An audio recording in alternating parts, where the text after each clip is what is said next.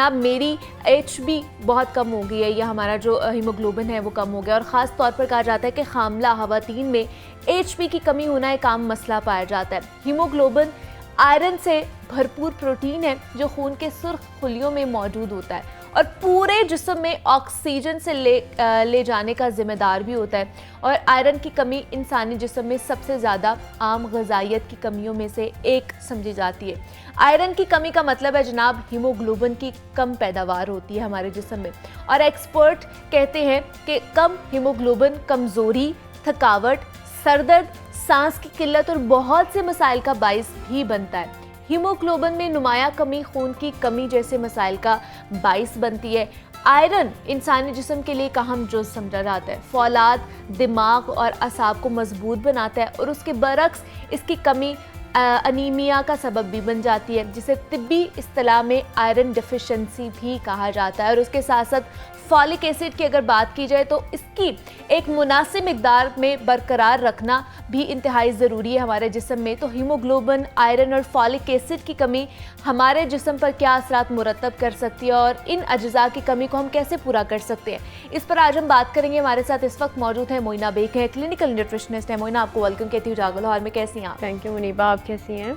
मैं भी बिल्कुल ठीक ठाक हूँ। मोइना, ये हीमोग्लोबिन, आयरन और फॉलिक एसिड मुझे बताइए कितना ज़रूरी है और क्या क्या काम करते हैं हमारे जिस्म के अंदर? क्या काम? मुनीबा, सबसे पहले तो जैसे आपने अभी लिंक किया, और मैं सोच रही थी कि बड़े अच्छे टाइम पे, क्योंकि अभी अभी ईद गुजरी है और आयरन के सोर्सेज बताने बड़े ज़रूरी होते हैं ऑडियंस में।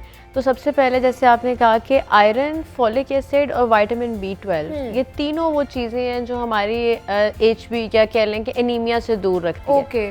अब एनीमिया क्या है? एनीमिया ये होता है कि या आपके रेड ब्लड सेल्स के साइज़ या नंबर कम है, या हीमोग्लोबिन जिसे कहते हैं जो ऑक्सीजन कैरिंग प्रोटीन है वो कम है। तो आम जुबान में यूजुअली औरतों को ये पता होता है कि HB कम है, हो गई है। फिर ये होता है यूजुअली प्रेग्नेंट खवातीन में HB बहुत कम है। फिर आम यानी यंग गर्ल्स में यूजुअली ये कम पाई जाती है कि वो एक मंथली मेंस्ट्रुअल साइकिल की वजह से और सारा कुछ।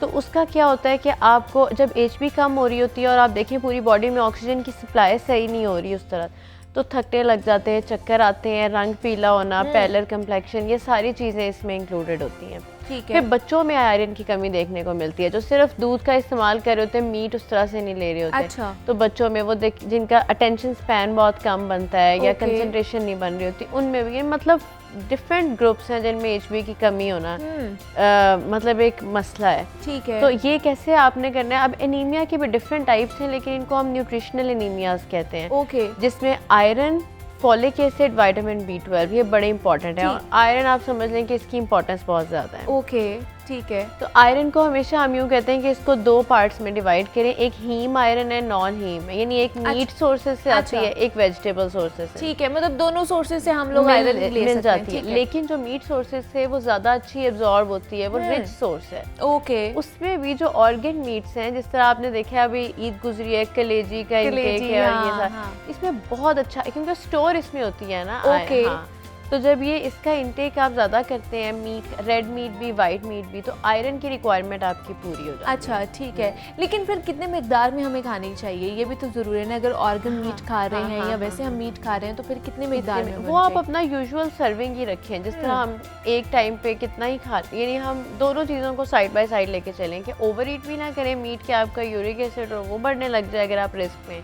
लेकिन अपनी जितनी रिक्वायरमेंट है, जैसे 2 टाइम्स अ डे आप इजीली ले सकते हैं, तो वो आपको आयरन देती है। फिर B12 भी इसी सोर्सेज से मिलता है। अच्छा। लेकिन फॉलिक एसिड के लिए आपको रॉ फ्रूट्स और वेजिटेबल्स का इस्तेमाल करना। अच्छा। लेकिन आप देखिए इन कॉम्बिनेशन अगर लें तो तीनों चीज़ें आप इजीली अवेलेबल है आप लोगों के लिए। लेकिन वही ना, इसकी ज़्यादती और कमी दोनों ही नुकसानदेह साबित हो सकती है। वो हीमोग्लोबिन हो जाए, फॉलिक एसिड हो जाए या फिर आयरन हो जाए। मुनीबा, बहुत कम इसकी टॉक्सिसिटी होती है। अच्छा। यूजुअली तो रिक्वायरमेंट देखें, हमें ग्रोइंग एज में भी आयरन की रिक्वायरमेंट बहुत ज़्यादा होती है। फिर प्रेग्नेंट वुमेन में, यंग गर्ल्स में, लैक्टेटिंग मदर्स में, इन सब में आयरन की रिक्वायरमेंट ही बड़ी होती है। फिर अच्छा। फॉलिक एसिड की इंपॉर्टेंस तो बहुत ही ज़्यादा है। वो तो हम कहते हैं कि आप इतनी यानी फुल प्रेगनेंसी में यूज़ करवाते हैं, बल्कि प्री प्रेगनेंसी यूज़ कराना शुरू कर देते हैं। जिस तरह अभी आपने कहा कि उसका न्यूरल डेवलपमेंट में बड़ा इंपॉर्टेंट रोल है। फिर B12, अब B12 के डिफरेंट, उसके भी डिफरेंट ग्रुप्स हैं। जैसे बहुत सारे लोग जो डायबिटीज़ का शिकार हैं, अच्छा। शुगर की दवाइयाँ ले रहे हैं, उनमें अक्सर B12 की कमी हो जाती है। पाँव जल रहे हैं, टेस्ट खराब हो रहा है, इस सब में फिर आपको B12 का इंटेक। तो जब आप एक नॉर्मल रिक्वायरमेंट, आप देखें आपकी दिन में ही रिक्वायरमेंट अगर पर डे पूरी होती रहे तो वो डेफिशिएंसी की तरफ नहीं लेके जाएगी। सही, बिल्कुल ऐसे ही है। तो फिर इसके लिए हमें कितनी देर बाद हमें टेस्ट कराना चाहिए या डॉक्टर से रुजू करना चाहिए? असल में तो इसकी ना पूरी एक लैब वर्कआउट करते हैं कि आप साइन एंड सिम्टम्स आपको नज़र आ रहे हैं, फिर वो सारा आप जिसको भी चेक करवा रहे हैं वो सारे सिम्टम्स देख रहे हैं, फिर उसके हिसाब से आपका CBC करा रहे हैं। अच्छा, ठीक है। आपका फेरेटिन करा रहे हैं कि स्टोरेज आयरन की कैसी है। तो ये डिफरेंट पेशेंट को देख के उसके हिसाब से वर्कअप होता है। लेकिन फिर भी मैं ये कहूँगी कि डाइटरी रिक्वायरमेंट, क्योंकि आप जो भी ट्रीटमेंट ले रहे हैं, डाइटरी रिक्वायरमेंट जो चीज़ रोज़ आपने खानी है, उससे अगर आपको एक चीज़ मिलती जा रही है तो वो बड़ी ज़रूरी चीज़ है। लेकिन आपको ये लगता है मोइना कि हमारी डाइटरी हैबिट्स इतनी बुरी हो चुकी हैं कि हम लोग जो खा भी रहे होते हैं वो भी हमें लग नहीं रहा होता, या हम अच्छा वो खा ही नहीं रहे होते? क्योंकि हम छोटी छोटी मिस्टेक्स कर रहे होते हैं। जैसे आप फॉलिक एसिड की बात करें तो जब बहुत ज़्यादा ओवर कुक करते हैं चीज़ें, अच्छा। तो ये, या वाटर सॉल्युबल पानी में बहुत देर डिप करके रखा तो पानी में निकल गया, तो इसलिए मैं पहले भी कहा कि रॉ फ्रूट्स और वेजिटेबल्स का इस्तेमाल ज़रूर करें। बहुत ज़्यादा कुक किए बगैर सैलड की फॉर्म में लें, हम अक्सर सैलड स्किप कर जाते हैं। फिर दूसरा जो आयरन की रिक्वायरमेंट में, वो भी छोटी छोटी चीज़ें, आयरन की एब्जॉर्प्शन बहुत सारी चीज़ें रोकती हैं। जैसे खाने के फ़ौरन बाद चाय लेते हैं तो वो आयरन की एब्जॉर्प्शन रोकती है। ओके, ठीक है। फिर आयरन और कैल्शियम का सप्लीमेंट इकट्ठा लेते हैं तो वो एब्जॉर्प्शन रोकते हैं, क्योंकि वो फाइट कर रहे होते हैं एब्जॉर्ब होने के लिए। ओके, ठीक है। तो इस तरह मतलब छोटे छोटे डूज एंड डोंट्स जो, फिर विटामिन C जो है वो इतना ज़रूरी है कि वो आपकी आयरन की एब्जॉर्प्शन बढ़ाता है। अब वो आपको किससे मिलना है? फ्रेश फ्रूट्स एंड वेजिटेबल्स से। हाँ। तो सिर्फ आप थोड़ा सा अगर वाइजली चलें, उसका कॉम्बिनेशन ऐसे बनाएं कि आपने मीट को बड़े किसी हेल्दी तरीके से बनाया हुआ है, कुछ स्टीम मीट है, ग्रिल्ड मीट है, उसके साथ आप वेजिटेबल्स और फ्रूट्स की सर्विंग रखें। ठीक है। फिर आपने चाय या जो भी पीनी है, आप कोई ऐसी ग्रीन टी हर्बल ले लें, लेकिन 30 से 35 मिनट्स का वक्फा जरूर दें। हाँ, ठीक है। तो फिर ये छोटी छोटी, फिर बच्चों में हम ये कहते हैं कि बच्चों में मिल्क एनीमिया बड़ी कॉमन टर्म है कि हम, क्योंकि मिल्क समझते हैं बच्चों के लिए हेल्दी, हम 3-4 दफ़ा दिन में वो दे रहे होते हैं। वही दे रहे होते हैं। तो वीनिंग में लेट कर देते हैं कि मीट इंट्रोड्यूस नहीं कराया या इस तरह की चीज़ें नहीं दी। तो ये छोटे छोटे हमारे ना केयरलेसनेस के फैक्टर्स भी अक्सर हमें इस तरफ लेके जा रहे होते हैं कि HB कम हो गई है। आप देखें बड़ी कॉमन है। अब जिस यंग गर्ल आपके पास आ रही है, मेरी कंसंट्रेशन नहीं बन रही, सर चकरा रहा है, चक्कर आ जाते हैं, आंखों के आगे अंधेरा जाता है, बड़े कॉमन से होने लगे। और इसके पीछे क्या कॉज होती है जनाब? हम लोग डाइटरी हैबिट्स जो है वो ठीक नहीं होती है, केयरलेसनेस होती है। तो मुझे फिर हम लोग स्पेसिफिकली बात करें अगर मोइना, तो मुझे बताइए कि आयरन कौन कौन सी चीज़ों में, कौन कौन सी ग़िज़ाओं में ज़्यादा पाया जाता है, और फॉलिक एसिड हम किस चीज़ से ले सकते हैं?